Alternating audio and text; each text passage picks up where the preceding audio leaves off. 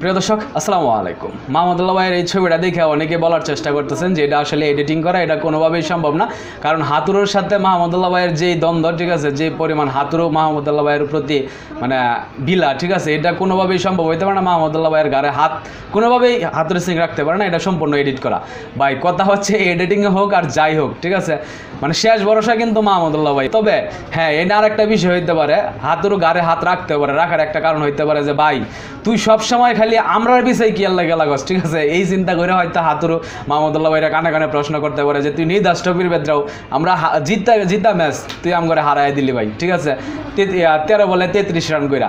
আজকেও তুই যে ম্যাচটা আমরা জিততে যাইতেছি সেই ম্যাচটা তুই ভাই 16 বলে 16 রান কইরা তুই ম্যাচটা জিতাই দিলি, ঠিক আছে। কিন্তু সবচেয়ে আশ্চর্যের বিষয় যেটা আপনারা লক্ষ্য করছেন কিনা আমি জানি না, আপনারা দেখবেন যে আপনার শ্রীলঙ্কার যে কোচ যখন আপনার তাসকিন আউট হয়ে গেল, তখন মানে শ্রীলঙ্কার কোচের যে মুখের যে একটা মানে রিয়াকশন ছিল, যে একটা হাসি ছিল, মাহমুদুল্লাহ ভাই যখন ছক্কা মারলো তখন কিন্তু তার এই রিয়াকশনটা উদাও হয়ে গেল, যেটা আপনারা দেখতে পারতেছেন। তবে সবশেষে মানে খুব কষ্টের সহিত আপনার যাই বলেন না বলেন, হাতুরু সিং কিন্তু আপনার মাহমুদুল্লাহ ভাইয়ের গাড়ি যে হাতটা রাখছে এটা খুব কষ্ট নিয়ে হাত রাখছে। মানে তার ভিতরের যন্ত্রণা একটাই যে ভাই তুই ঘুরে ফিরা আমার দেশের উপরে ভাই এত বিলা কেন তুমি, ঠিক আছে, মানে এই প্রশ্নটা মানে গাড়ি হাত রেখে মানে হাতুরু সিং এই প্রশ্নটাই করার চেষ্টা করতেছে।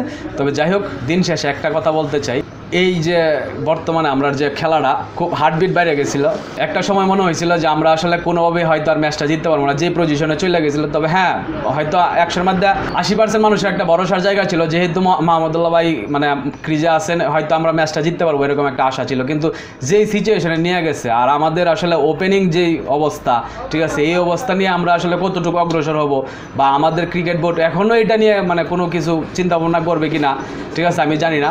তবে মানে দেখলাম লিটন দাস কামব্যাক করছে, তবে এই কামব্যাকটা আসলে কতদিনের জন্য এটাও একটা প্রশ্ন থেকেই যায় যে এই কামব্যাকে কি আবার 2 বছর পর্যন্ত ডাউনেই থাকবো কিনা বা কন্টিনিউ এই কাজটা চালায় যাবো কিনা, এই কামব্যাক যেটা উনি করলেন এই পজিশনটা কন্টিনিউ চালায় যাবেন কিনা, এই প্রশ্নটা থেকেই যায়। কারণ ওনাদের আসলে অবস্থা যা বুঝেন আপনার, বিশেষ করে আপনার মোনালিসা, আপনার সুমাইয়া বা শান্তি কমিটির সদস্য শান্তা ভাই, এরা যা শুরু করছে বা এদেরকে দিয়ে যা শুরু হয়েছে, এইভাবে আসলে কতদিন আমাদের বাংলাদেশ ক্রিকেট চলবে আমার জানা নেই। তবে আমার মনে হয় যে এই জায়গায় এখনও সময় আছে, আমাদের বাংলাদেশের ক্রিকেট বোর্ড এদিকে নজর দেওয়া উচিত। কোটা সংস্থা যেটা আছে কোটা বাদ দেওয়া উচিত, ঠিক আছে, যারা অভিজ্ঞ যারা ভালো খেলতে পারে তাদেরকে এই জায়গায় দেওয়া উচিত। তা অন্তত ক্রিকেটটারে বাঁচানোর জন্য হলেও এই কাজগুলো করা উচিত, কারণ যা করছেন অনেক করছেন, ঠিক আছে, আর অন্তত এইবারকা এগুলা বাদ দেন।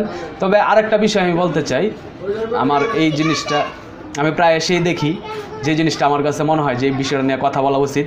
ইদানিং কিছু ক্রিকেট বিশ্লেষক বেরিয়েছে যেগুলো মানে 1 নম্বরে বালপাক না, যারা একটা জিনিস বলতে চাইতেছে যে বর্তমানে বাংলাদেশের ক্রাইসিসের সময় অনেক আবেগী বাংলাদেশি ফ্যান ফলোয়ার নাকি তামিম এবং মাশরাফিকে খোঁজার চেষ্টা করেন। তো ওদের আসলে মানে ওদের বেলায় কতগুলো ম্যাচ জিতছে, কতগুলো ম্যাচ হারছে, সেরকম একটা লিস্ট নিয়ে আসে যে ওদের সময় আসলে খেলার ধরনটা কেমন ছিল, কেমন ভালো ছিল।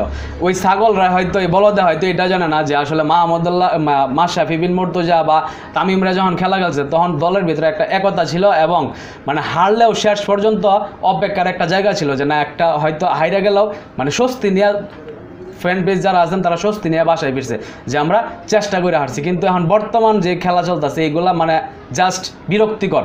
তারপরেও বাংলাদেশের ফ্যান হিসাবে, আমরা ফ্যান বেস হিসাবে, আমরা বাংলাদেশকে অন্তত ক্রিকেট ভক্ত হিসাবে আমরা এই জিনিসগুলো সহ্য করতেছি এবং এখন পর্যন্ত সহ্য করে যাইতেছি, এইভাবেই দেখে যাইতেছি, সত্য আলোচনা সমালোচনা করতেছি। সব কিছুর দিন শেষে আমরাই কিন্তু তাদের ফ্যান, ঠিক আছে, আমরাই কিন্তু তাদেরকে উৎসাহ দেওয়ার চেষ্টা করি এবং আমরাই এই জায়গায় মানে এই খেলা শুরু হইলে রাত্রের আপনার 5টা থেকে ওইটা পয়সা থেকে কখন খেলা শুরু হইব, খেলা দেখবো, ঠিক আছে। তো আমরাই দিন শেষে সব কিছু। তো যাই হোক, আসলে এর চেয়ে বেশি কিছু বলতে যাচ্ছি না। ভালো থাকবেন সকলে, আসসালামু আলাইকুম।